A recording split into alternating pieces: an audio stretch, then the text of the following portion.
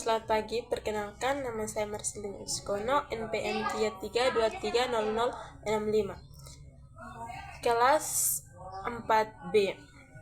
Di sini saya akan menjelaskan materi mengenai membran sel.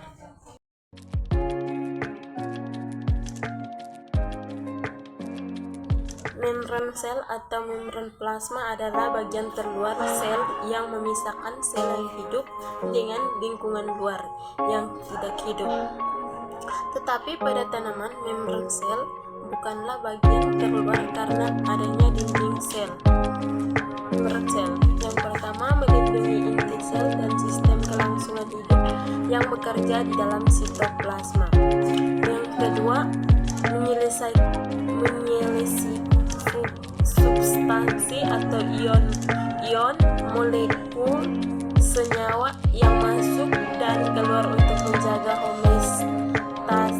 homeostatis atau kondisi di mana jumlah berbagai bahan dan sel relatif stabil. Yang ketiga, menerjemahkan sinyal dari hormon dan lingkungan, tetapi hal-hal yang berhubungan dengan pertumbuhan sel dan diferensiasinya. Yang berikut, tebal membran sel kurang lebih dari 8 mm. Yang berikut bersifat, yang pertama semi-permeabel atau seleksi permeabel, yang kedua dinamis atau struktur fluida memungkinkan untuk bergerak, yang berikut asimetri atau komposisi lipid luar dan lipid dalam membran sel. Yang berikut keberadaannya dapat dibuktikan dengan plasma. Struktur membran sel. Yang pertama, model struktur membran sel yang kita pakai dari tahun 1972 sampai sekarang adalah model mosaik fluidai atau cairan. Yang berikut, bahan penyusun membran sel adalah molekul-molekul lipid, protein, dan sedikit karbohidrat. Yang berikut, lipid yang menyusun membran sel terdiri atas fosfolipid dan sterol.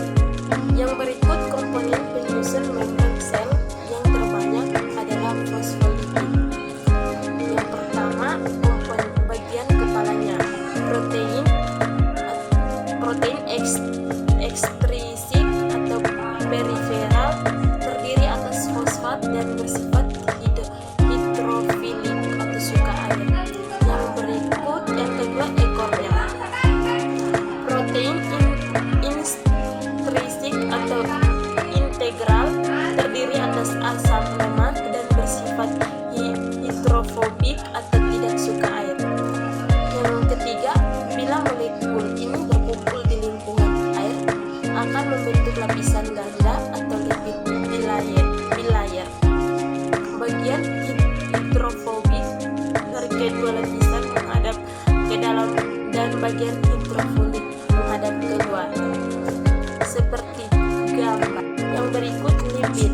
Yang pertama, menstabilkan kesatuan fisik membran plasma sehingga menjadi penghalang yang efektif bagi lalu lintas materi hidrofilik.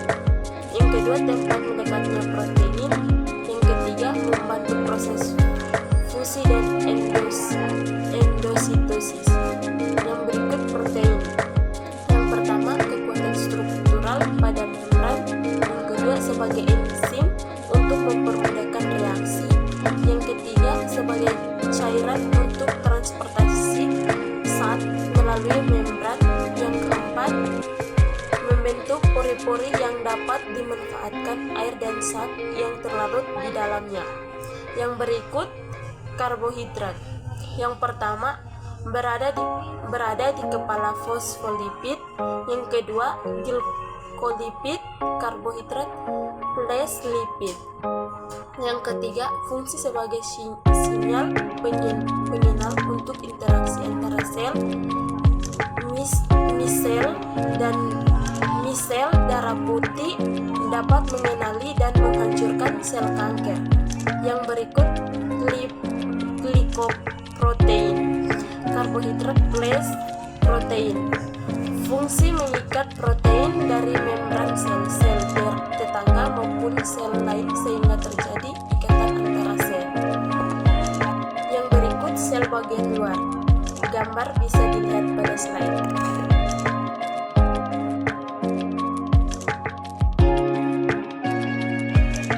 Yang berikut transportasi membran.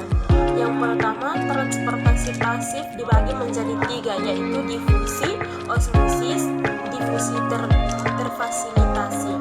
Yang kedua, transportasi aktif dibagi menjadi 4. Yang pertama, transportasi aktif primer dibagi menjadi 1, yaitu pompa ion atau NAK. Yang kedua, transportasi aktif sekunder, contohnya kontrasport. Yang berikut transport vesikel yang dibagi menjadi 2, yaitu endositosis dan exositosis. Yang berikut transportasi membran. Proses keluar masuknya ion molekul senyawa melewati membran sel. Yang pertama, glukosa, oksigen, karbodioksida, ion dan air. Transportasi membran. Yang pertama, transportasi pasif, perpindahan molekul menuruni gradien konsentrasi dan bersifat spontan. Yang kedua, transportasi aktif, arah perpindahan dari transportasi ini melawan gradien konsentrasi dan bersifat tidak spontan. Yang ketiga, vesikel, memasukkan atau mengeluarkan makromolekul dan dengan cara membentuk vesikula. Yang berikut difusi, pergerakan acak partikel-partikel dari konsentrasi tinggi ke konsentrasi rendah hingga mencapai konsentrasi yang sama.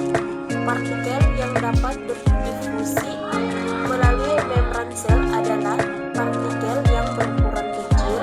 Molekul melewati membran secara langsung, contohnya molekul yang bersifat larut lemak karena membran sel terdiri atas lemak, contohnya molekul O21, CO2 dan N. Contoh yang kedua juga zat lain yang bermolekul kecil seperti air, etanol, gliserol dan urin. Yang kedua, difusi terfasilitasi. Difusi dengan bantuan protein transport yang menyediakan suatu ikatan khusus atau ionik atau polar.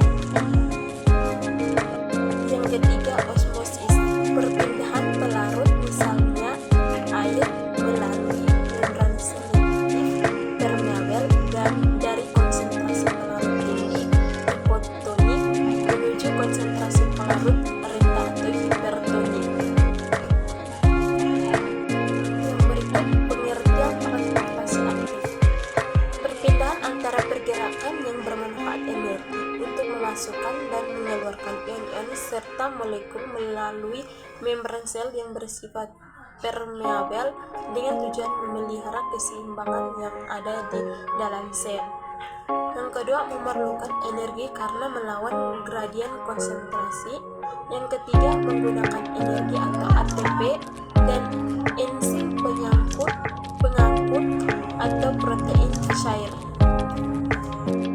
Yang berikut transport aktif primer atau pompa ion NAK dan pompa Ca, memakai energi langsung dari ATP, misalnya pada pompa ion NAK dan Ca. Pada NAK akan dipompa keluar sel, sedangkan 2K akan dipompa ke dalam sel.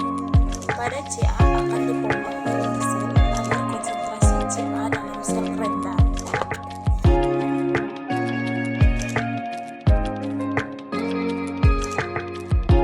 Yang kedua, transport aktif sekunder atau CO transport. Glukosa atau asam amino akan ditransport masuk ke dalam sel mengikuti masuknya natrium. Natrium yang masuk akibat perbedaan konsentrasi mengikuti glukosa atau asam amino ke dalam sel, meskipun asam amino atau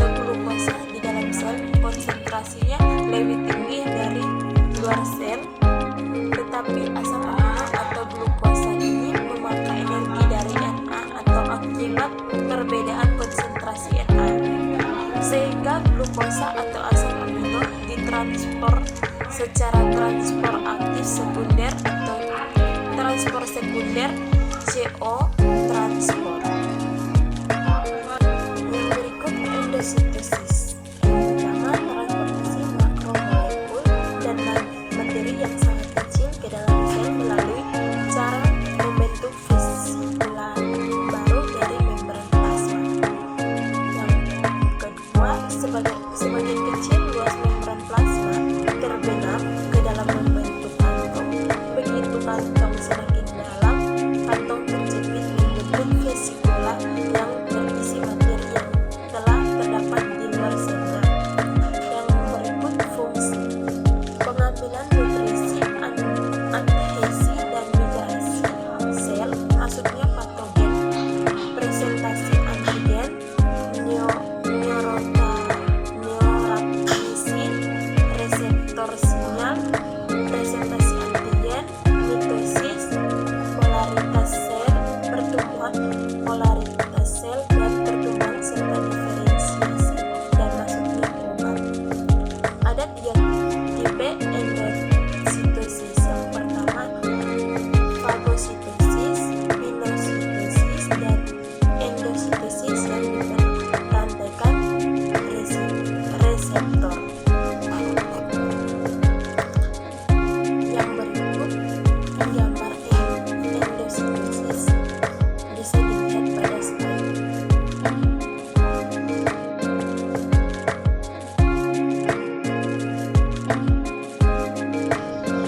Yang kedua, exositosis. Mekanisme transpor molekul yang besar seperti polisakarida dan protein melalui membran plasma dari dalam ke luar sel atau sekresi dengan menggabungkan vesikula berisi molekul tersebut dan membran plasma. Yang kedua, vesikula transpor yang telah lepas dari aparatus Golgi kemudian dipindahkan oleh sitoskeleton ke membran plasma. Setelah membran vesikula dan membran plasma bertemu, kemudian molekul lipid membran menyusun kembali dirinya sendiri sehingga kedua membran